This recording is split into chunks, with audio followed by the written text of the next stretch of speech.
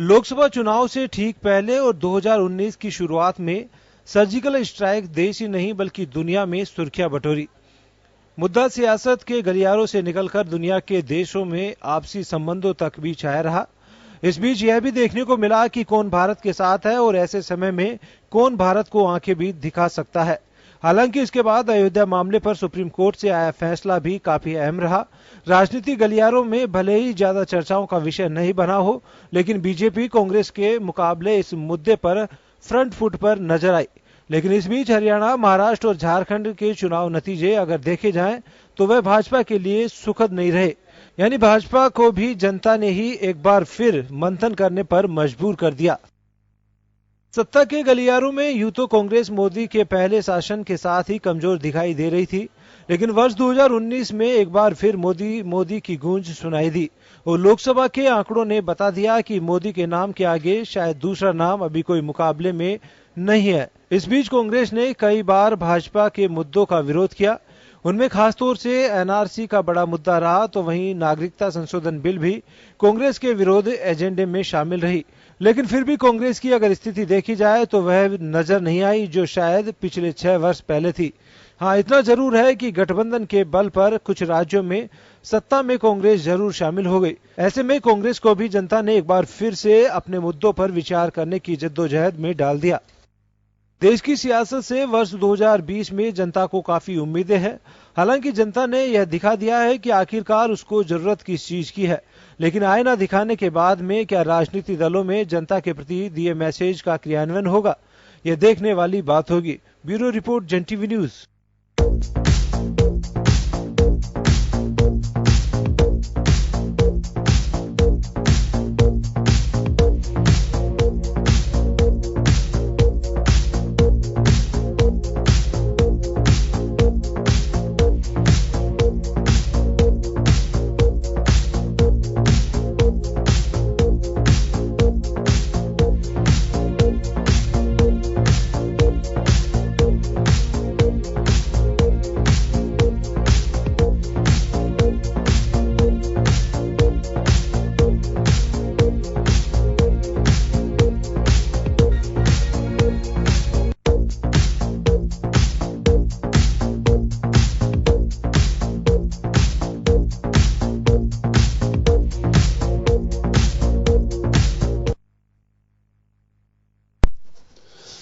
नमस्कार जन टीवी में स्वागत है आपका। मैं हूं योगेंद्र, आप देख रहे हैं खास खबर। खास खबर में हम बात कर रहे हैं 2019 से राजनीतिक दलों ने क्या खोया, क्या पाया और क्या लिया सबक।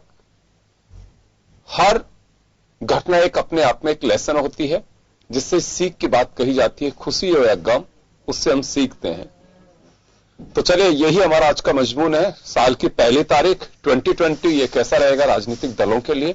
आपने ज्योतिषियों से तो सुना, लेकिन अब उसके बाद राजनीति के जो पंडित, अब उनसे भी हम जानते हैं कि क्या कहना है 2020 को लेकर के, और क्या वास्तव में इस बात का एहसास होता है कि हाँ कुछ हमसे गलतियां हुई हैं, या फिर ये कहें कि हाँ बिल्कुल हम परफेक्ट थे और बहुत ही अच्छे तरीके से हम लोगों ने 2019 को अच्छे से पूरी तैयारी के साथ में अपना काम किया, और अब 20 में भी हम उसी तरह से करेंगे। तो चलिए चर्चा करेंगे। हमारे साथ दीनदयाल शर्मा साहब भाजपा नेता जुड़े हुए हैं, भंवर सिंह कुमावत जी, हमारे भंवर सिंह शेखावत जी हमारे साथ में सीपीएम नेता हैं, विष्णु कुलवाल साहब हमारे साथ जुड़े हैं बीएसपी नेता, और सभी का स्वागत है। मैं दीनदयाल जी आप ही के पास आना चाहूंगा। 2019 में बीजेपी के लिए कहीं खुशी कहीं गम जैसा रहा। खुशी इस बात की रही कि नरेंद्र मोदी 2014 से भी ज्यादा बहुमत के साथ में वापस सत्ता में आए। लेकिन अगर बात गम की कहें तो महाराष्ट्र और झारखंड हाथ से निकल गया, हरियाणा बस किनारे पे बचा। सहयोग से आपने सरकार बना ली। तो कुछ पार्टी इसको लेकर सबक लेती है कि क्या करना चाहिए? ये इतिहास में शायद दूसरी या तीसरी बारी हुआ है कि पूर्ण बहुमत से सरकार दोबारा बनी है। नेहरू जी के समय में और इंदिरा गांधी जी के समय में 2 बार पूर्ण बहुमत की सरकार बनी थी। लेकिन मोदी जी के बाद ये मोदी जी ने 2014 का चुनाव और 2019 का चुनाव नहीं, उससे भी ज्यादा बहुमत से जीता। सर आप गलत जानकारी है आपके पास में। आप कह रहे हैं कि 2 या 3 बार बनी है सरकार केंद्र के अंदर बहुमत से, क्लियर मेजोरिटी से, लगातार 2 बार। मैं ये नहीं कह रहा, मैं ये नहीं कह रहा कि 2 बार ही बहुमत से बनी है, लेकिन लगातार रिपीट होना ये दूसरी या तीसरी बार हुआ है। ऐसा मतलब जो एक बार जो जीत गए दोबारा उस बहुमत से नहीं आ पाए, तो ये एक बहुत बड़ी उपलब्धि थी। जो बहुमत हमने 2014 में प्राप्त किया उससे अधिक बहुमत हमने 2019 में प्राप्त किया जी।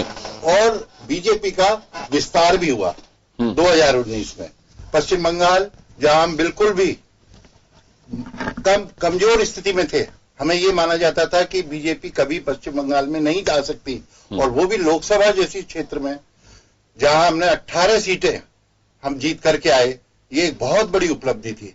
नॉर्थ ईस्ट का सारा एरिया आप देखिए, मिजोरम, नागालैंड, मेघालय, ये सब कभी ये कोई सोच नहीं सकता था कि बीजेपी इन राज्यों में पहुंच सकती है। तो बीजेपी के लोग जीतेंगे वहां पर? नहीं, बीजेपी के आदमी जीते क्या? आपने वहां पर लोगों का दल तोड़ा है, दल तोड़ के आपकी पार्टी में मिला लिया, वो बीजेपी के लोग हैं क्या? त्रिपुरा हमने पूरा जीता। पश्चिम बंगाल में 18 सांसद हमारे जीत करके आए, ये एक बहुत बड़ी उपलब्धि थी। उससे पहले सर उपलब्धि तो आपकी मैं चला रहा हूं सामने स्क्रीन पर, मैं तो ये कह रहा हूं कि आप लोगों में ये बड़ी एक उपलब्धि रही कि जहां मोदी जी पहले 282 सीट आई थी, 300 के पार आप लोगों ने कर दिया आंकड़ा, बहुत अच्छी बात है। मैं तो ये कह रहा हूं कि लेकिन केंद्र के बाद राज्यों के अंदर बीजेपी भरोसा नहीं जता पा रही है, तो उससे कुछ सीख ले रही है पार्टी, क्योंकि अभी आने वाले दिनों के अंदर जो चुनाव होंगे, जिसमें से दिल्ली बेशक छोटा राज्य है लेकिन महत्वपूर्ण है, उसके बाद आप अलायंस में सरकार में है बिहार में, जहां नवंबर तक असेंबली ड्यू है, वहां चुनाव होना है। तो ये 2 राज्यों के चुनाव, एक बिगनिंग में और एक जब साल का आखिरी दौर आएगा उस समय। तो मैं ये जानना चाह रहा था आपसे, आप उपलब्धियां मत बताइए, उपलब्धियां तो हम स्क्रीन पर चला रहे हैं कि नरेंद्र मोदी की वापसी हुई, जो मुद्दे चल रहे हैं वह भी सारे चल रहे हैं। क्योंकि देखिए आप कहेंगे कि देखिए हमारे ये जो एजेंडे में थे, हम राष्ट्रवाद की बात कर रहे हैं, झारखंड के अंदर ये सब चीजें हुई, सीएए का भी चर्चा हुई, वहां पे आर्टिकल 370 को रिमूव करने की चर्चा भी हुई, वहां पे एनआरसी की चर्चा भी हुई, लेकिन पब्लिक ने उसे पसंद नहीं किया। तो कहने का मेरा मतलब यह है कि बीजेपी से कुछ सबक ले रही है? नहीं, बीजेपी अपने एजेंडे पर कायम है, सबक भी ले रही है। बीजेपी के साथ जो झारखंड की जहां तक आपने बात करी, वहां आजसू था, उससे हमारा समझौता नहीं हो सका। इसी प्रकार महाराष्ट्र में जो है हमारा समझौता था, लेकिन हम जो है अन्य जो दल थे, हम अन्य दलों की जो महत्वाकांक्षा होती है, वो अपने सिद्धांतों को छोड़ करके सत्ता के लिए दूसरे दल के साथ में चले गए, जबकि पहले वो एक साथ लड़े थे। तो महाराष्ट्र में भी हमारी वो हार नहीं हुई है, हम जीते ही थे, लेकिन एक अनैतिक गठबंधन करके और वो सरकार वहां पर बनी है। आगे आने वाले जो चुनाव हैं, अनैतिक कैसे लग रहा है वो आपको? वो अनैतिक ऐसे विचारधारा है ही नहीं। हरियाणा में विचारधारा है ही नहीं। हरियाणा में लोक दल से हमारे पहले भी संबंध रहे, जो गालियां दे रहे थे चुनाव, लोक दल में हमारे पहले भी संबंध रहे थे। देवीलाल जी के ही पार्टी के साथ बीजेपी का बहुत संबंध रहा, तो उनके भी पुराने रिश्ते रहे हुए महाराष्ट्र वालों के। महाराष्ट्र में शिवसेना और कांग्रेस के कभी संबंध रहे ही नहीं। नहीं, उनसे रहे ना, एनसीपी से, तो एनसीपी से भी संबंध नहीं रहे। दिव्या जी, आप यही क्यों मान के चल रहे हैं कि आपने समझौता किया वह नैतिक है, दूसरे को समझौता कर रहा है अनैतिक? इस दृष्टि से है, बीजेपी से तो कोई भी कर ले वो नैतिक हो जाता है। शिवसेना पूर्णतः हिंदुत्ववादी पार्टी है, जो उसका मूल धारा बीजेपी की और शिवसेना की थी, वही बाला साहब ठाकरे ने कभी जीवन में नहीं सोचा, उन्होंने छोड़ दिया, कांग्रेस के साथ जाऊंगा। क्या बात है, अब धर्मनिरपेक्ष हो गए, अच्छी बात है। चलिए, समय के साथ में चीजें बदल जाती हैं। भंवर सिंह जी के पास में जाना चाहूंगा। भंवर सिंह जी, 2019 से किस तरह का सबक मान के चलते हैं कि हाँ ये इलेक्शन लिया प्रतिपक्ष ने? देखिए, प्रतिपक्ष तो जो अब आप देख रहे हैं कि सब जगह अब जो है वापस गठजोड़ की सरकारें बनना शुरू हो गई है। जो अब मीडिया को भी लग रहा था कि अब गठजोड़ का समय समाप्त हो गया और मोदी जी और वही सब रह गए हैं, तो ये सब बातें समाप्त हो गई है 2019 में। लगातार आप चुनाव में भी देख रहे हैं, हरियाणा, महाराष्ट्र, झारखंड, सभी राज्यों में आप देखेंगे तो इन सब के अंदर, और आने वाले समय में भी और भी राज्यों के चुनाव है, वहां भी आपको देखने को ये मिलेगा कि अब जो है प्रतिपक्ष मिलकर के चुनाव लड़ेगा, इसमें कोई दो राय नहीं है। और आप देख रहे हैं कि 2014 में जहां बीजेपी सरकार 75% हिस्से पर थी कायम, आज वो 35% हिस्से पर आ गई है। मोदी जी का ग्राफ इस तरह से गिर रहा है तेजी के साथ, और देश की अर्थव्यवस्था भी उससे ज्यादा तेजी से गिर रही है। देश का ऐसा भट्टा बैठा दिया है, 7.5% की जीडीपी को आज 2.5% पे लाके रख दिया। बताने को 4.5% बताते हैं, लेकिन एक्चुअल फिगर, क्योंकि इन्होंने 2016 में उसका कैलकुलेशन का जो मेथड था वो बदल दिया था आते ही सरकार में, जिससे मोदी जी को दिखा दें कि वो बहुत बड़ा देश में पता नहीं क्रांति कर रहे हैं जीडीपी को लेकर के, देश के विकास को लेकर। वो 2.5% है। अगर मनमोहन सिंह के समय का जो कैलकुलेशन है उसको आज वापस करें उसी स्टैंडर्ड और कैलकुलेशन से, तो वो 2.5% है, और ये लगातार गिर रही है। आज हमारे यहाँ देश में 45 साल की सबसे बड़ी बेरोजगारी देश में, आज रोजगार है नहीं। व्यापारी लोग जो कि भाजपा के बहुत बड़े वेलविशर हैं, बहुत बड़े समर्थक हैं, आज जयपुर के व्यापारियों ने अपना संगठन एक सामूहिक बनाया, यूनियन बनाई है कि आज जो ये घर घर सप्लाई है, ऑनलाइन जो सप्लाई हो रही है, इनसे हमारा पूरा व्यापार नष्ट हो गया है, हमारे काम धंधे नष्ट हो गए, बहुत बुरी हालत में वो लोग पहुंच गए, उन पे कर्जा इतना बढ़ गया है कि जिसकी हद नहीं, आज उनको अपनी इज्जत बचाना बाजार में बहुत मुश्किल हो रहा है। तो व्यापार वर्ग, तमाम मजदूर वर्ग इस हालत में पहुंच गया कि कम से कम जहां इन्होंने वादा किया था 2 करोड़ रोजगार सालाना देने का, आज मोदी जी बात ही नहीं करते, ऐसे भूल गए उसको कि पता नहीं कहां गया गायब। अब ये कहें हम हमारे एजेंडे पे काम करें, अरे आपका एजेंडा था 2 करोड़ सालाना रोजगार देना, धारा 370 लगा के पूरे देश को चौपट कर दिया। हिंदू मुस्लिम जो एकता बनी हुई थी उसको लड़ाई नहीं है, उसको धारा 370 को करके भाई अलग करके, और आज ये बता रहे हैं धारा नहीं है वो सब, आर्टिकल 370 को जो है उसके जो संशोधन इन्होंने किया आर्टिकल 370 के, उन संशोधनों का ऐसा बता रहे हैं जैसे पता नहीं इतिहास में हमने क्या कर दिया।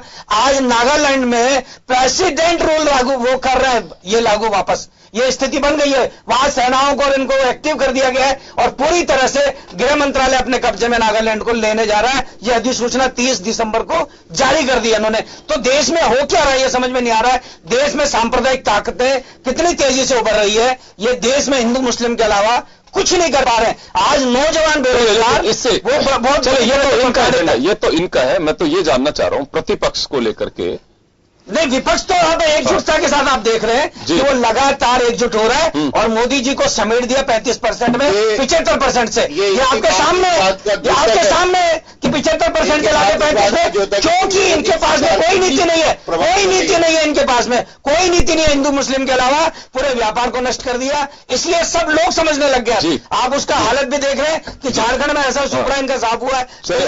बहुत बड़ी ताकत में बोल रहे थे इनके चाणक्य जी, आज वो मुंह दिखाने लायक नहीं है देश के अंदर। मैं लौटूं आपके पास में, मैं कुलवाल साहब के पास में जाना चाहूंगा। कुलवाल साहब, 2019 से 20 में गलतियां हमेशा होती हैं, हर व्यक्ति से होती हैं, तो राजनीतिक दल में भी व्यक्तियों का दल बनता है। क्या मान के चलते हैं कि 19 में बीएसपी या विरोधी दल जो केंद्र सरकार के खिलाफ में है, दूसरे राज्यों में है, कुछ लेसन ले सकते हैं इससे कि हाँ ये कुछ ठीक रहा, चाहे प्रतिपक्ष का गठजोड़ हो, क्योंकि अगले साल सामना करना है 2021 के अंदर उत्तर प्रदेश में इलेक्शन का 2022। देखिए योगेंद्र जी, सबसे पहले तो मैं जन टीवी के दर्शकों का नए वर्ष की शुभकामनाएं देता हूं। सवाल है कि 2019 में बहुजन समाज पार्टी ने अपनी स्थिति को सुधारा है, और आज जो अब देश में जो वर्तमान जो सरकार है सेंट्रल की, उसके खिलाफ जनता में बड़ा आक्रोश है, और उस आक्रोश का परिणाम है कि लगातार इनको 2019 में 3 चुनावों का इनको सामना करना पड़ा। देखिए, भारतीय जनता पार्टी के ना प्रवक्ता मानने वाले हैं, ना भारतीय जनता पार्टी के नेता मानने वाले हैं। इनको हार तो दिखती नहीं है, इनको जीत ही दिखती है। अभी इससे पहले भी बात चल रही थी कि भाई हमारे साथ जो गठबंधन करेगा वो तो प्रयागराज के कुंभ में ना गया जाएगा, तो वो तो हो गया साफ सुथरा। अगर दूसरे के साथ गठबंधन करेगा उसके ऊपर इनसे कमेंट सुन लीजिए आप। सवाल यह है कि जो देश में जो लगातार जो स्थिति हो रही है, देखिए, जब 2019 में चुनाव हुए, प्रधानमंत्री जी को 303 सीटें मिली, देश ने उस समय देखा भाई इससे बढ़िया कोई देश चलाने वाला कोई आदमी देश को नहीं है।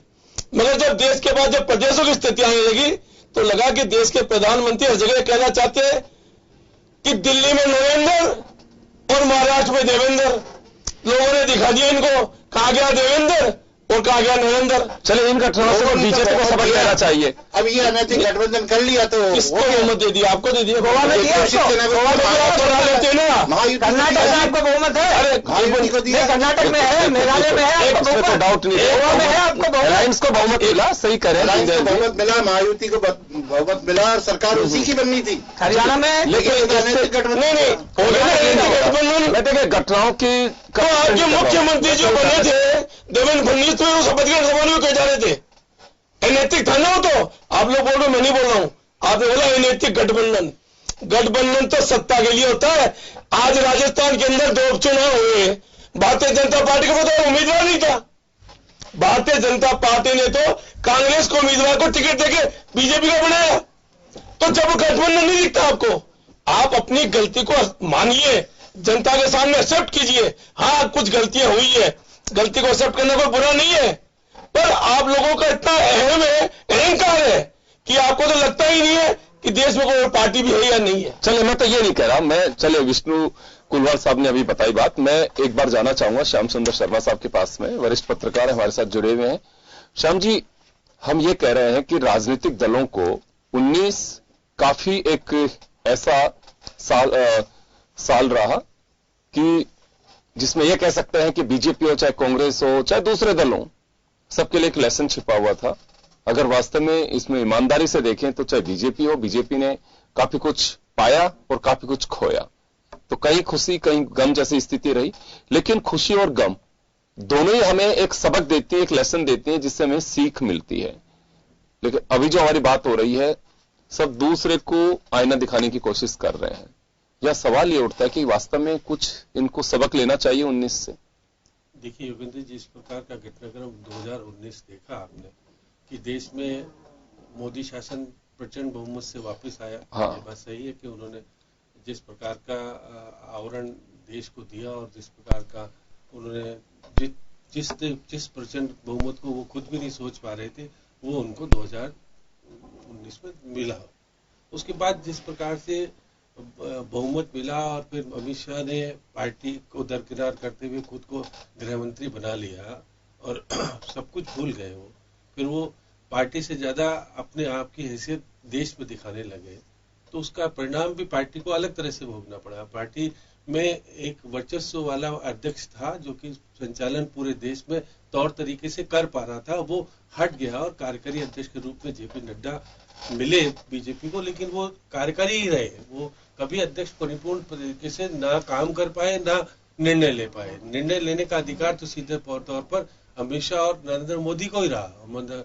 और अमित शाह जिस प्रकार से पहले तो पार्टी वर्चस्व में चलते थे, लेकिन वो सत्ता में भी अपने आप को स्थापित करने के लिए हो गए, क्योंकि जिस प्रकार से कानून 370 धारा कश्मीर से हटाना, फिर उसके बाद में नागरिकता संशोधन लाना, 3 तलाक, सारी चीजें संसद में जो कुछ देखने को मिली आपको, उससे पार्टी का वर्चस्व देश में बढ़ा।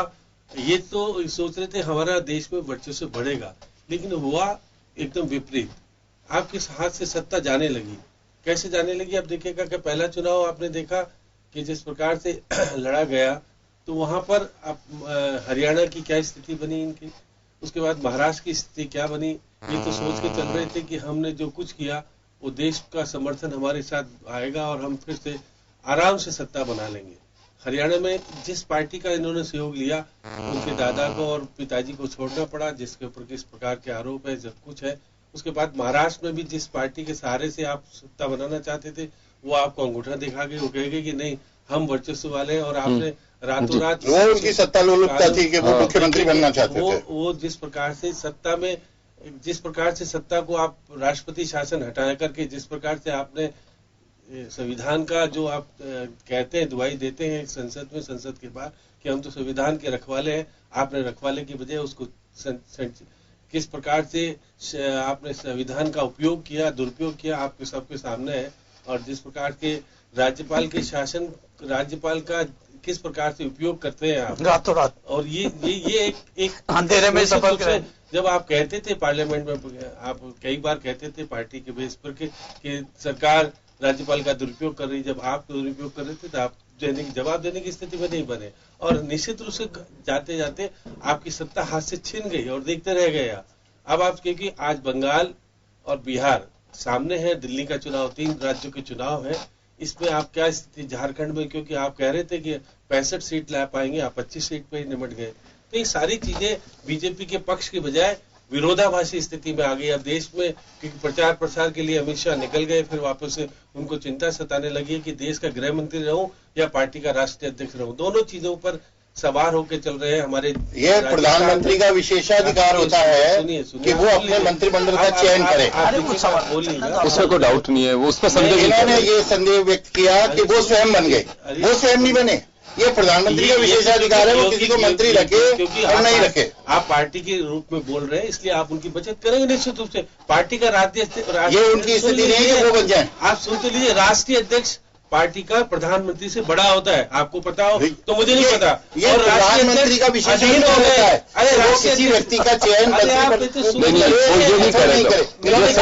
ये संदेह नहीं कर रहे का चयन किया। आप सुन तो लीजिए, स्वयं बन गए, आप सुन तो लीजिए, नहीं बने। सिर्फ राष्ट्रीय अध्यक्ष निर्णय करता है, वो प्रधानमंत्री को भी मानना पड़ता है। आपको पता ही नहीं है प्रधानमंत्री कहाँ से आता है, पार्टी के अध्यक्ष अलग चलता है। सुन लीजिए, आप कह रहे हो कि संगठन के 6 प्रदेश अध्यक्ष मंत्री बने, राज्य के जो प्रदेश अध्यक्ष है वो केंद्रीय मंत्रिमंडल में आए। वो किसके कहने से आए? प्रधानमंत्री जी के कहने से नहीं आए, अमित शाह की रणनीति के तहत आए। आपको सारी चीजों को पता नहीं तो आप जानकारी कर लीजिएगा। फिर भी उसके बाद आप विशेषाधिकार प्रधानमंत्री का ही होता है, मुख्यमंत्री का ही होता है। उस पर रखे नहीं, उन्होंने उस पर डाउट सुन तो लीजिए, स्वयं बन गए। आप पार्टी का राष्ट्रीय अध्यक्ष प्रधानमंत्री से बड़ा पद होता है, आपको पता है। आप अधीन हो गए, न कोई बड़ा है न कोई छोटा है, वो पार्टी का अध्यक्ष संगठन का सर्वोच्च प्रधानमंत्री है। सर्वोच्च होता भाई, क्या होता है प्रधानमंत्री तो उसी के पार्टी सर्वोपरि होती है, पार्टी सर्वोपरि होती है, पार्टी के बिना प्रधानमंत्री से पार्टी आती है, कहीं पर भी नहीं। क्योंकि जिस आज कांग्रेस में अध्यक्ष है तो वो सर्वोपरि है। देखिए, जिस थोड़ी है कि मंत्री बन गया तो कोई वो सर्वोपरि। जिस सिंबल से चुनाव लड़ते हैं आपके प्रधानमंत्री के उम्मीदवार बनकर के, जो भी सांसद बनते हैं पहले, वह सिंबल भी पार्टी अलॉट करती है ना। वो पार्टी का अध्यक्ष देता है उनको सिंबल, जब भी उनके बिना वो लड़ नहीं सकते चुनाव। उसमें नेता का चयन होता है, कौन चयन करता है? विधायक चयन। पार्टी की लाइन होती है, पार्टी की लाइन। ये पार्टी की लाइन आप कह सकते हो, होती है, वो तो पार्टी के द्वारा होती है।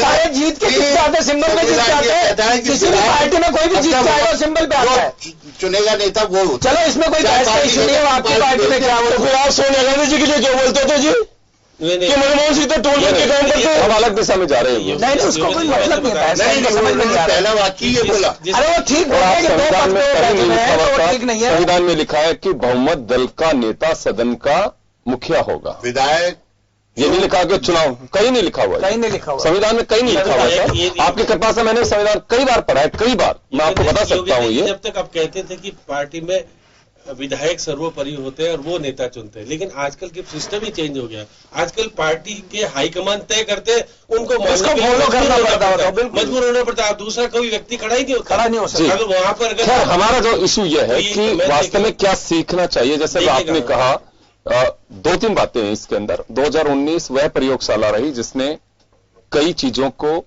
पैदा किया, हालात जिसको कह सकते हैं, और उससे सीखना चाहिए राजनीतिक दलों को। सबसे बड़ी बात तो यही है कि अविश्वास, गठबंधन पर अविश्वास, गठबंधन कैसे टूट सकते हैं, किस पे भरोसा किया जाए, या दल के लोग हैं उन पे कितना भरोसा किया जाए, ये कुछ चीजें मैं बता रहा हूं सर आपको। इस नाते बता रहा हूं कि महाराष्ट्र का आप उदाहरण ले लीजिए। आपने कहा कि महाराष्ट्र में, इसमें कोई डाउट नहीं, आप सही कह रहे हैं कि प्री अलायंस आप लोगों का जो था उसको मेजोरिटी मिली। सरकार कायदे से गठबंधन की आपकी होनी चाहिए थी, इसमें कोई संदेह नहीं है।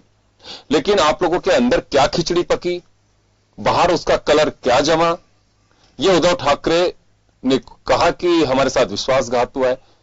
तो ये देखना चाहिए कि भरोसा अब विचारधारा के आधार पे नहीं रहा है। दीनदयाल शर्मा साहब, ये विचारधारा नहीं बची, अब तो हालात पे डिपेंड करेगी, इंट्रोस्पेक्ट करेगी, क्या हमसे ये सब हालात पे डिपेंड करता है कि अब स्थितियां क्या रहेंगी, जिसको हम कह रहे हैं कि एक भरोसा राजनीतिक दलों का टूटा है। सबसे मुख्य बात तो यही है। मैं एक छोटे से ब्रेक के लिए रुक रहा हूं, ब्रेक के बाद वापस लौटेंगे। बने रहिए आप जन टीवी के साथ।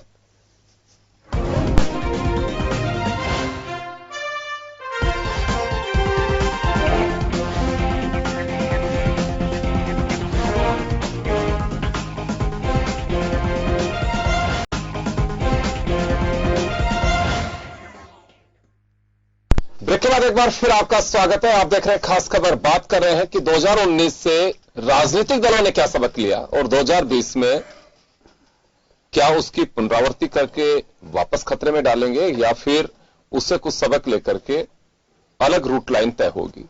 एक बड़ा सवाल है।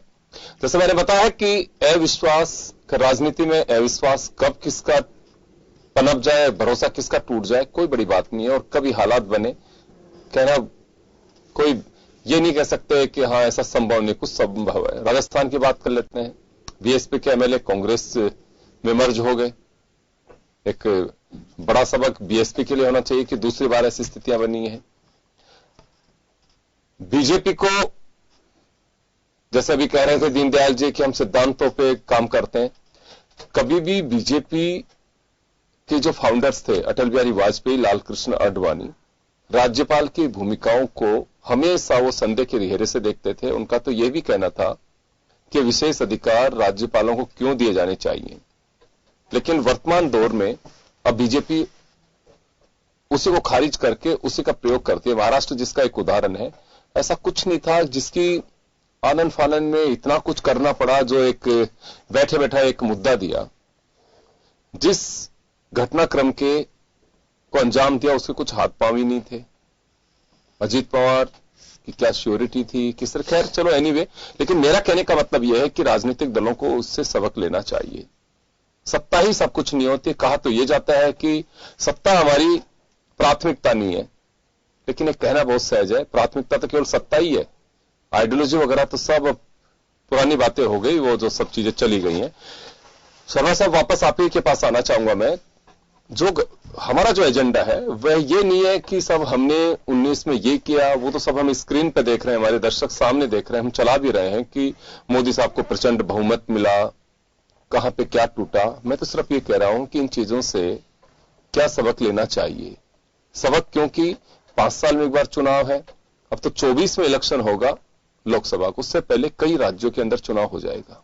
कई राज्यों के अंदर स्थिति बीजेपी की कमजोर हो रही है। क्योंकि ऐसा क्या हो गया है देश की राजनीति में कि लोकसभा के चुनाव तो नरेंद्र मोदी साहब को 300 के पार का आंकड़ा दे रही है और धीरे धीरे एक एक राज्य से बीजेपी को आउट कर रही है। कोई तो ऐसी वजह होगी, क्योंकि आपसे बड़ी टीम नहीं है अभी किसी के पास में।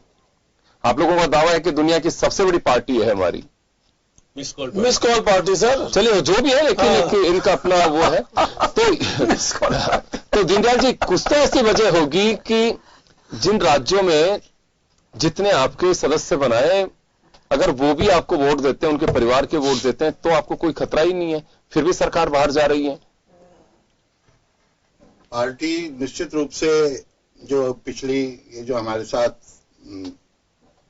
सरकार नहीं बनी है हमारी महाराष्ट्र में, झारखंड में, निश्चित रूप से पार्टी विचार करेगी अपनी नीतियों पर।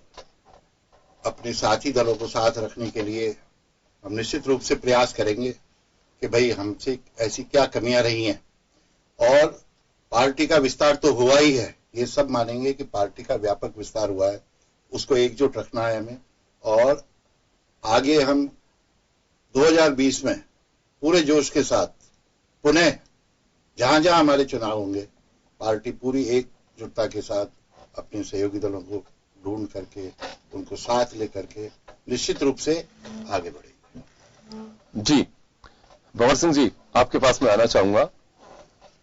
केरल में इस वक्त कम्युनिस्ट हैं, तो सरकार में, वैसे तो देखिए सभी जगह आप हमारे बीच में बैठे हैं तो आपकी आइडियोलॉजी इसी वजह से बैठे हुए हैं, लेकिन एक सरकार में केरल में है।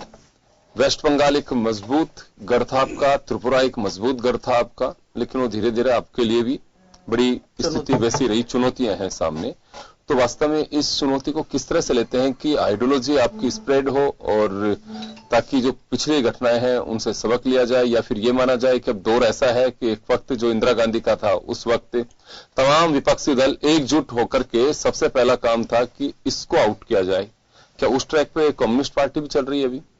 नहीं, ऐसा नहीं है। मैं आपको बताऊं कि बंगाल में 45 साल लगातार राज करने के बाद में बहुत से लोग जो आप जानते हैं कि सत्ता के साथ चिपक जाते हैं, जिनकी आइडियोलॉजी के रूप में नहीं होती है, उन लोगों की छानबीन की जा रही है लगातार अब, और बहुत से लोगों को पार्टी से हटाया भी गया है और पार्टी को मजबूत करने के लिए लगातार कार्रवाइयां चल रही है, कन्वेंशन भी चल रहे हैं और लगातार हर एक कार्यकर्ता के ऊपर फोकस किया जा रहा है। हर आदमी का रिकॉर्ड लिया जा रहा है, उसके बारे में पूरी जानकारी पार्टी के द्वारा ली जा रही है। तो पार्टी को एक तरह से पुनर्गठित करने के काम में हमारी पार्टी लगातार लगी हुई है पिछले 4-5 साल से, और धीरे धीरे करके उसको वापस उसी मुकाम पर लाएंगे, इसमें कोई दो राय नहीं है। त्रिपुरा में चुनाव था वो आप देख रहे हैं कि जो अभी वर्तमान में हालत में चुनाव हुआ था, तो ये भारतीय जनता पार्टी, आपको मैं बता दूं, मोदी जी ने 5 साल में कोई काम किया नहीं था 2014 से 19 के बीच में। केवल जो 2019 की पुलवामा का जो अटैक हुआ, हमारे ऊपर हमारे साथी शहीद हुए, उसको भुनाने में ये लोग सफल रहे हैं। लेकिन ये दुर्भाग्यपूर्ण आज तक भी है कि उस अटैक के पीछे किन किन का हाथ रहा, कौन गाड़ी लाया, कहां से आरडीएक्स आया, कौन ने उपलब्ध कराए, ये कोई जांच आज तक उस पर भारत सरकार कराने को तैयार नहीं है। तो वो भी एक स्थिति है। हमारी पार्टी उसी त्रिपुरा में उसी हवा के अंदर नुकसान उसको हुआ और वो रही है, लेकिन अब वापस माहौल त्रिपुरा का बीजेपी के बहुत विरोध में हो गया। अभी आप देखेंगे सीए और एनआरसी के विरोध में लगातार पूरा विपक्ष एक होकर के पूरे देश के अंदर लगातार विरोध कर रहा है। जो पिछले 5 साल में एकजुटता नजर नहीं आई, वो 2019 में आपको एकजुटता नजर आई है। और अभी जो ये समझ रहे थे दोनों, मोदी जी और अमित शाह जी, कि हमारे खिलाफ तो हम कुछ भी कर लें, कोई कुछ करने वाला ही नहीं रह रहा है, हमारा कोई विरोधी बचा ही नहीं हमारे देश में, अब तो हम जो भी कुछ करेंगे वो राम राज्य की तरह चलेगा। तो अब इनको सबक मिल गया है कि क्या आप ऐसे शासन नहीं चला सकते, इस तरह से हिटलर चाहिए आपके देश में नहीं चलेगी। लोग आपके खिलाफ खड़े होंगे, जेलों में भी जाएंगे। आप यूपी में देख रहे हैं किस तरह का दमन आज हो रहा है, उसके खिलाफ लोग खड़े हो रहे हैं, वहां पर संपत्तियां भी जब्त की जा रही है तो भी लोग खड़े हो रहे हैं। तो घटना है, मैं तो ये कह रहा हूं राजनीतिक दल क्या सबक क्या ले रहा है? सबक लिया ना, वो मैं आपको बता रहा हूं कि हमें लगातार अब एकजुटता के साथ सब आगे बढ़ रहे हैं। और जो 2019 में गलती की थी कि कई जगह पर आपसी अपने आप को सर्वोच्च मानते हुए छोटे दलों ने भी आपसी तालमेल नहीं बैठाया, उसकी वजह से जो नुकसान हुआ, बाकी वोट नहीं मिल रहे हैं। भारतीय जनता पार्टी को बहुत बड़ा बहुमत के साथ में वोट मिल रहे हैं, उनको 31% वोट मिले थे 2014 में और 69% लोग विरोध में थे मोदी जी के उस समय। इस समय थोड़ा सा उनका, चलिए ये तो देखिए हम एक सेटिस्फेक्शन के लिए कहें या हमारे एक आंकलन के लिए कहें कितने % वोट मिले हमें, विपक्ष की एकजुटता नहीं थी, उसका कारण मुख्य ही है कि विपक्ष अगर एकजुट होकर झारखंड में एकजुट होकर लड़े तो जीत के आए हैं। मान रहा है कि भाई मोदी प्रभावी है, इसको हटाना है तो हमें सबको इकट्ठा होना पड़ेगा। मोदी प्रभावी कोई नहीं होता, बीजेपी ने 39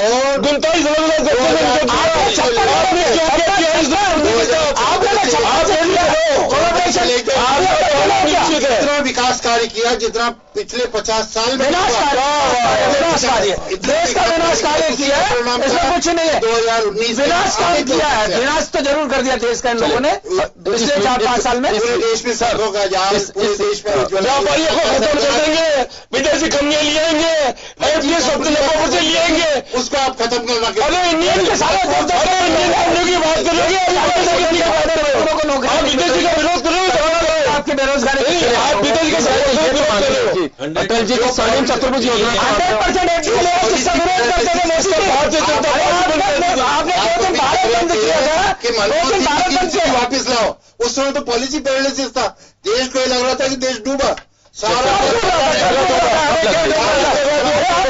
देश तो पूरा पूरा आज आपके पैसा नहीं, वेतन नहीं मिल रहा है केंद्रीय कर्मचारियों को, भाई साहब वेतन नहीं मिल रहा है, वेतन नहीं मिल रहा है। एनपीए आपका क्या हाल होगा? मैं कह रहा हूँ एनपीए अब रुक रहा है सर, एनपीए पे रोक लगी इस साल और 2019 में आपको पता ही नहीं है, कोई मालूम है सर, आप डाटा पता करके आओ। मोदी साहब के कार्यकाल में 3,76,000 करोड़ का एनपीए है, मालूम है आपको शायद इस बात का? नहीं तो उनको मालूम नहीं है। इनसे मेरे कहने का मतलब ये मालूम नहीं होता, सफर देश करता है।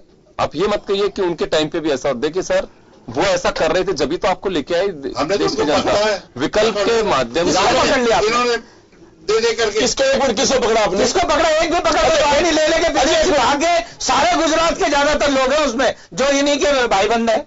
और कौन है वो? ज्यादा सबसे ज्यादा पैसा भाईबंद तो देश की जनता सब देश का पैसा लेके चले गए और सबसे ज्यादा गुजरात के लोग हैं विदेश में। पूरी एक लिस्ट है। अरे कोर्ट केस तो चल रहा है ना, उनको लेके किसको आए? एक को मालिया को लिया है, भगाने वाले आप ही लोग हैं जिनसे आप चंदा लेते थे, जिन्होंने करोड़ों रुपए बीजेपी को चंदा दिया, वो देश का करोड़ों रुपए लेके भाग गए। आज आप बैठे हो आराम से। एक बात कही, क्या कर लिया आपने? अभी एक बात दीनदयाल जी ने कही कि आप लोग ये तो मानते हो कि मोदी ताकतवर है, मोदी को हटाने के लिए हम सबको एकजुट होना पड़ेगा। ये इसमें कोई डाउट भी नहीं है। आप सही कह रहे हैं कि अभी मोदी जी केंद्र में है, प्रचंड बहुमत आया, विरोध इसी बात का है। और प्रतिपक्ष जिन राज्यों में भी वापस आपको बाहर करके अपनी सत्ता बना रहा है, तो वहां एकजुटता का बड़ा एक आधार ये भी है। आप जो कह रहे हैं इसमें कहीं कोई डाउट नहीं है, बिल्कुल ये सही बात है कि मोदी के खिलाफ एकजुट। क्योंकि एक दौर था इंदिरा गांधी का, जब इंदिरा गांधी का ये दौर था तो सारे छोटे बड़े दल मिलकर के उनके खिलाफ चुनाव लड़ रहे थे। प्रकाश नारायण के नेतृत्व में सब एक हुए थे। ये था, आप उस ट्रैक पे इनको याद दिला रहे हैं कि अब तो ऐसी स्थिति पश्चिम बंगाल में कांग्रेस जाएगी कम्युनिस्टों के साथ, सवाल ही नहीं उठता। वो उनकी टेंशन है, ये किसके साथ जाते हैं किसके साथ नहीं जाते हैं। विपक्ष एकजुट नहीं है, ये ऊपरी दिखावा है।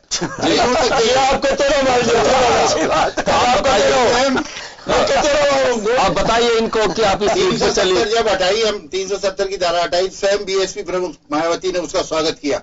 वहां आरक्षण का लाभ ही नहीं था। नहीं, हमने क्या कहा ये तो बताओ आप। हमने कहा देश के अच्छे काम होंगे तो हम सरकार को समर्थन करेंगे। ये बताइए, राम मंदिर करेंगे, हम विरोध भी करेंगे सर। राम मंदिर का हमको मना कर रहे हैं। अब देखिए, राम मंदिर का मुद्दा था। अब राम मंदिर के मुद्दे में सुप्रीम कोर्ट ने भी कहा कि इसकी बहुत ज्यादा व्याख्या नहीं करनी चाहिए, लेकिन उसके बावजूद भी झारखंड के इलेक्शन में आपकी पार्टी के अध्यक्ष, राष्ट्रीय अध्यक्ष जी, गृह मंत्री महोदय ने कई बार जिक्र किया राम मंदिर का, कि राम मंदिर में हर्डल पैदा कर रही थी।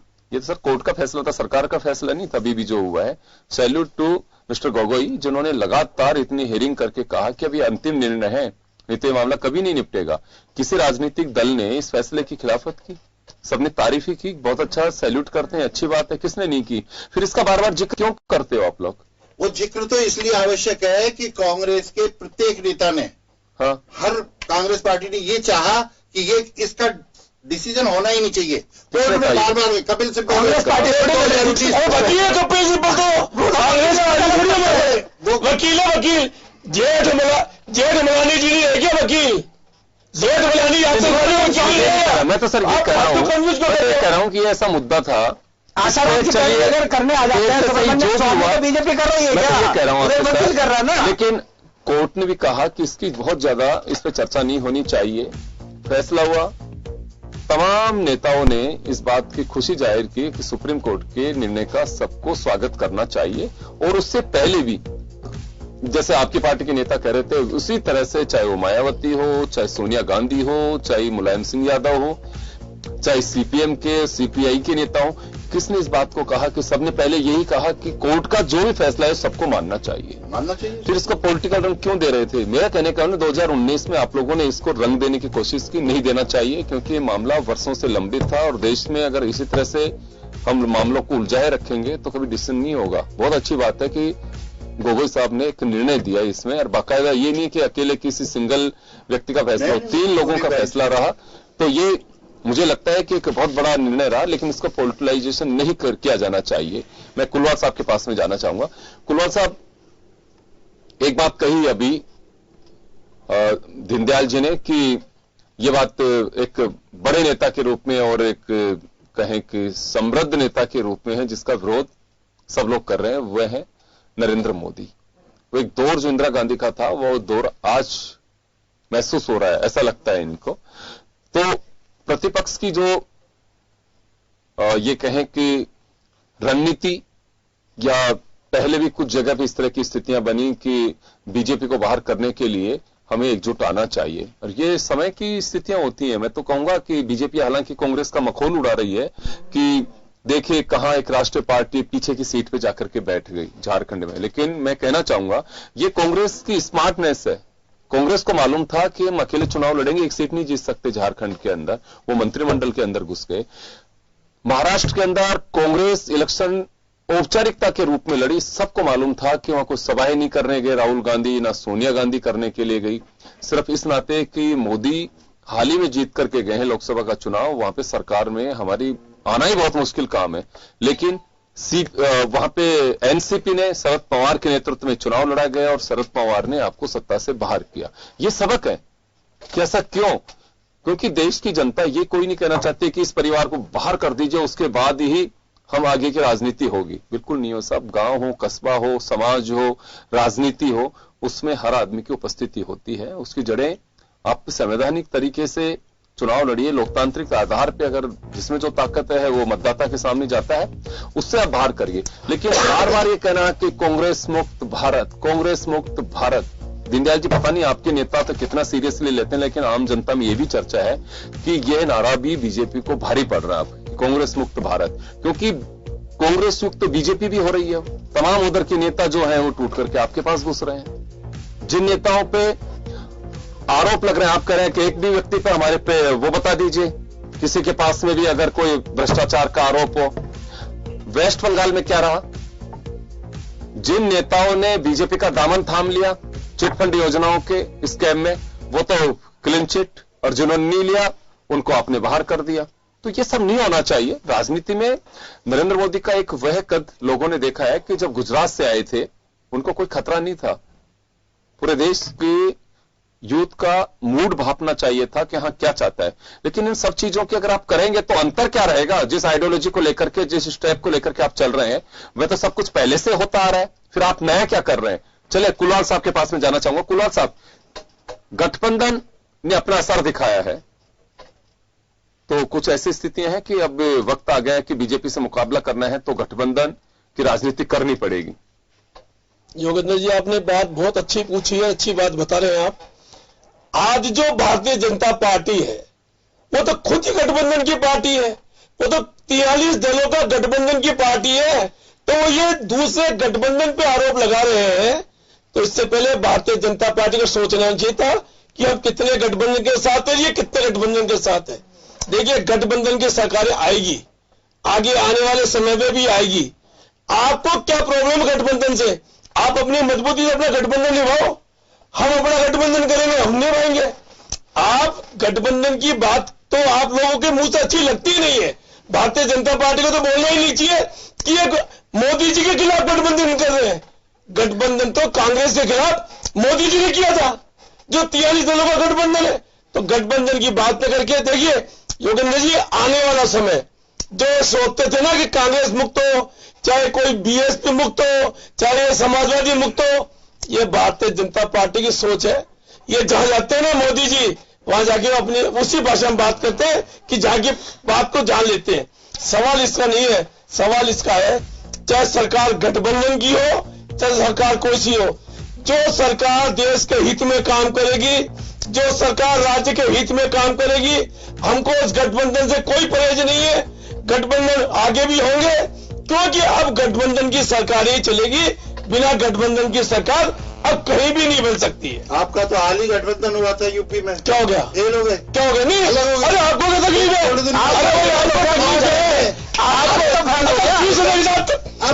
आपको आते ना, आपका मजबूत होगा। फिर अजीत पवार को उप मुख्यमंत्री क्यों बनाया आपने?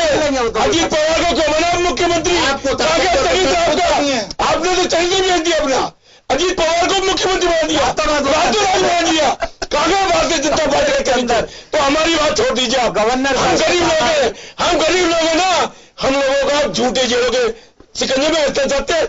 हम जेल से डरने वाले नहीं है। आप जेल में भिजवा दो, क्या होगा जेल से? आप ये देखिए आप कितने सही है, उससे ज्यादा सही हम लोग हैं।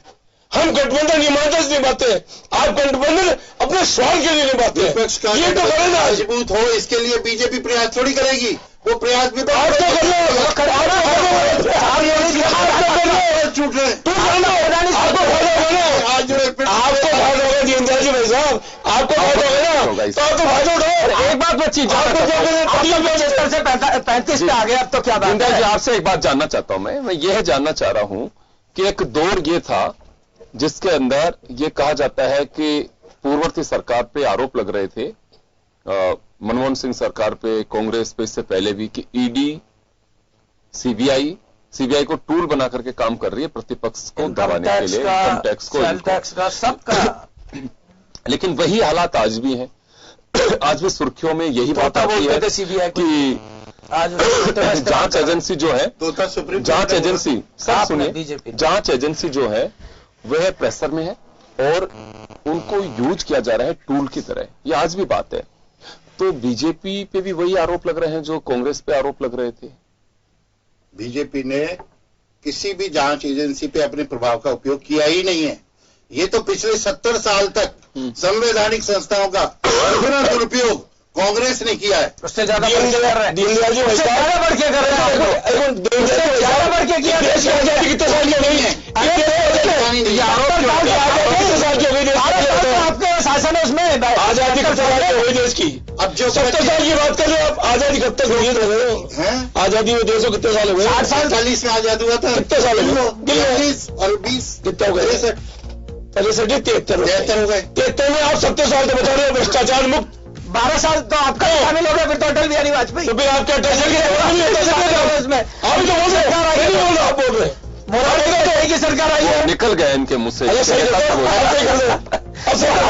की सरकार में कह रहा हूं कि आपको नहीं लग रहा है कि ये बीजेपी के नेताओं की भाषा है, आप लोगों पे भी आरोप लग रहा है कि जो जांच एजेंसियां हैं उनका मिसयूज कर रहे हैं, उनको टूल ना करके काम ले रहे हैं, दूसरों वालों को दबाने के लिए का कार्य करती ही नहीं है।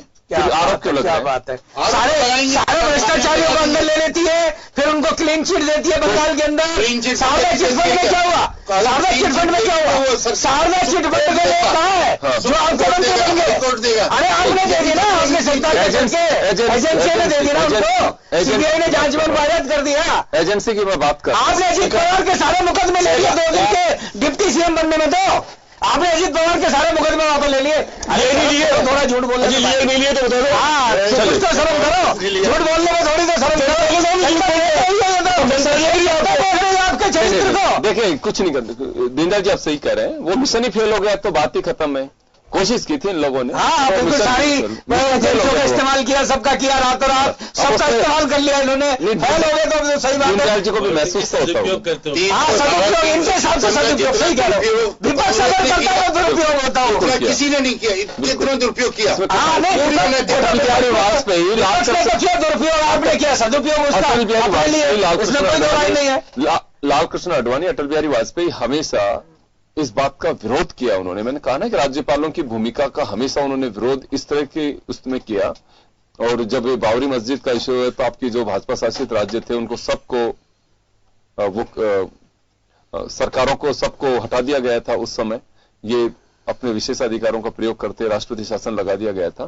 तो अभी आपने कहा कि मतलब इसको हम सदुपयोग मान सकते हैं कि वो दुरुपयोग करते थे, आप लोग सदुपयोग कर रहे हो एजेंसी का, ये कहा नहीं, कोई सदुपयोग नहीं है। हमने किसी भी सरकारी एजेंसी, चाहे ईडी हो, चाहे अजीत कुमार के रास्ते कैसे मुकदमे वापस हुए, देश भी जानना चाहता है कि कैसे मुकदमे वापस। चलिए, मैं श्याम जी के पास में जाना चाहूंगा। श्याम जी, पता नहीं सबक तो कौन कितना लेगा नहीं लेगा, ये एक अलग विषय है। सबक तो क्योंकि सबक होता है, अगर कोई लेना चाहे तो हम भी जब देखते हैं कि मोबाइल पे बात करते हो सीढ़ियों से लुढ़क गए, वो हमारे लिए एक लेसन है कि आप अगर स्टेज से नीचे उतर रहे हैं तो आपको मोबाइल पे बात नहीं करनी चाहिए, कर रहे हैं तो आपको संभल करके चलना चाहिए। तो हर घटना, हर ठोकर एक सबक देती है ये। लेकिन राजनीतिक दल अब इसको कितना समझ पाएंगे ये मुश्किल है। तो भविष्य में कभी फ्लक्चुएट करेगी तो पता लगेगा। आपके पास आना चाहूंगा मैं। अभी दीनदयाल जी कह रहे हैं कि नहीं, हम लोग ऐसा नहीं करते, कांग्रेस के टाइम में सब चीजें उपयोग होती है। आप आज आरोप ये भी लग रहे हैं, आज ही के समाचार पत्रों में देखिए कि सीबीआई, ईडी इनको टूल की तरह सरकार उपयोग कर रही है। तो बीजेपी के लिए ये एक अवसर था जिसके खिलाफ आवाज उठाई कि वास्तव में सिस्टम ऐसा क्यों होता है। दोषी है उसको भरोसा रखना चाहिए, हिंदुस्तान की जनता को भरोसा दिलाना चाहिए कि जो दोषी है उनके खिलाफ कार्रवाई होगी और जो निर्दोष है तो उसे किसी भी भय के उसमें आने की आवश्यकता ही नहीं है। देखिए योगेंद्र जी, निश्चित रूप से जब सत्ता में जो पार्टी होती है वो निश्चित रूप से सरकारी साधनों का सदुपयोग करती है। वो अपने शासन को मजबूत करने के लिए, चलाने के लिए दोनों तरह से मदद करती है। अब ये कह रहे हैं कि बार बार हमने तो उपयोग किया ही नहीं। आप शरद पवार का तो सीधा साधा उदाहरण था कि उनके खिलाफ जो कार्रवाई की गई थी उसी का परिणाम है इनके लिए उल्टा पड़ गया और वो सक्षम होकर के इनको सत्ता इनसे छीन के चले गए। इसलिए आपको बीजेपी को निश्चित रूप से मिस कॉल वाले सदस्यों पर विश्वास नहीं करना पड़ेगा। अब तो इनको निष्ठावान जो पुराने दीनदयाल जी की जो पार्टी थी वो पार्टी अब ये भी दीनदयाल जी है खुद भी। दीनदयाल जी की पार्टी अब पार्टी नहीं रही, अब अडवाणी और अटल बिहारी की वाजपेयी की पार्टी भी नहीं है। अब तो ये नरेंद्र मोदी और आपके अमित शाह की पार्टी है जो कि एफडीआई को 100% लागू कर, विरोध करके भी लागू करती है, नोटबंदी का विरोध करके वापस लागू करती है। उन्होंने परिवर्तन किया और परिवर्तन में हो सकता है देश में एक बार दो बार दूसरी बार शासन में आ गए है, निश्चित रूप से पार्टी में बढ़ा हुआ। लेकिन कांग्रेस जो मुक्त कहने वाली बात कहते थे पहले, बार बार देखिएगा, हर आप देखिए, मैं भी सुन रहा था आमसभा में हमेशा कहते थे कि भाजपा आई और कांग्रेस गई, कहते थे। अब क्या हो रहा है? आप नहीं बोल रहे, अब तो स्थिरता का माहौल हो गया। अब क्योंकि अब दिल्ली में चुनाव होंगे, अब तो भाजपा गई, क्या होगा, क्या स्थिति बनेगी? हम तो आ रहे हैं, वापिस आ रहे हैं। अरे वाह वाह, क्या बात है, क्या बात है। जिस प्रकार कहीं आसपास भी नहीं आओगे, जो मुद्दे रह जाओगे। बीजेपी के लिए एक बड़ी चुनौती, 22 साल से आप लोग बाहर हैं। देखिए योगेंद्र जी, जिस प्रकार से भाजपा राष्ट्रवाद और सारे राष्ट्रीय मुद्दों को, क्योंकि प्रचार प्रसार करने वाले दो नेता रह गए इनके, बाकी नेता ही नहीं है, दूसरे नेताओं को तो हिस्सा ही नहीं लेने देते। अब आप देखिएगा कि झारखंड के चुनाव में कौन लड़े, चुनाव तो अमित शाह और नरेंद्र मोदी लड़े। और चले, मैं माफी चाहूंगा श्याम जी, मैं माफी चाहूंगा। तो कुल मिलाकर के लबोलुआब ये है कि हर घटना से सबक लेना चाहिए। आपने अगर कुछ पाया है तो भी सीख लेनी चाहिए, और अगर कुछ खोया है तो भी सीख लेनी चाहिए। लेकिन राजनीतिक दल अब कितना इन घटनाओं को समझ पाएंगे, ये देखने वाली बात होगी। क्योंकि जिस रास्ते का आपने विरोध किया, अगर उसी रास्ते पे आप जा रहे हैं तो मुझे लगता है कि उसको त्यागना चाहिए। जिसमें खामियां, जिनका बखान आपने हमेशा किया, अगर वही रास्ते अपनाएंगे तो मुझे लगता है कि फिर समझने की कोई गुंजाइश नहीं है। फिर तो जैसा होगा वैसे ही चलता रहेगा। और अगर समय के साथ में चीजों को अगर कोई भाप लेता है और उससे सबक लेता है, सीख लेता है, तो मुझे लगता है उसकी पुनरावृत्ति नहीं होती और सफलता के रास्ते जरूर बन पाते हैं। चलिए, बहुत बहुत शुक्रिया आप सभी का। खास खबर में इतना ही, दीजिए इजाजत, नमस्कार।